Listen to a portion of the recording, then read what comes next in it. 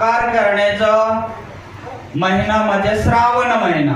श्रावण महिन्यामध्ये जी काही आपल्याला ध्यान धारणा करायची असेल, जप तप, जे काही ग्रंथ वाचन वगैरे, जे काही आपल्याला आपल्या आध्यात्मिक क्षेत्रामध्ये उतरून आणि आपल्याला परमार्थ साध्य करायचे असेल तर हा सर्वप्रथम हा पवित्र महिना सांगितला गेलेला आहे. हा 12 महिन्यातून येणारा एक महिना हा खूप आपल्या जीवनासाठी उपयोगिता आहे.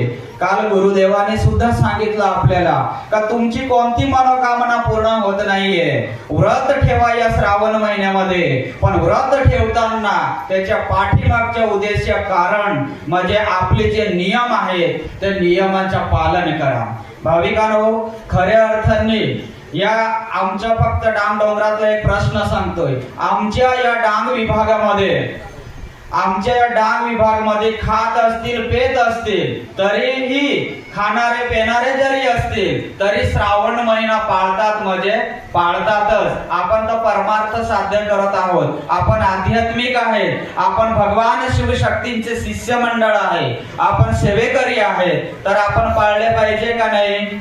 हा पवित्र महिना कोणीही असो सगळेच पाळू शकता. असं नाहीये का आपण खेटी दर्शन आल्यानंतर आपलंच कर्तव्य आहे. आपले नातं असतील, परिवार असेल, गाव असेल, शहर असेल, वगैरे वगैरे सगळ्यांनी ह्या पवित्र महिन्यामध्ये दारू पासून लांब राहिला पाहिजे. नॉनव्हेज जे मांसाहार आपण सेवन करतो हे बंद ठेवलं पाहिजे. आजीवन नाही, फक्त आणि फक्त एक महिना आहे ना.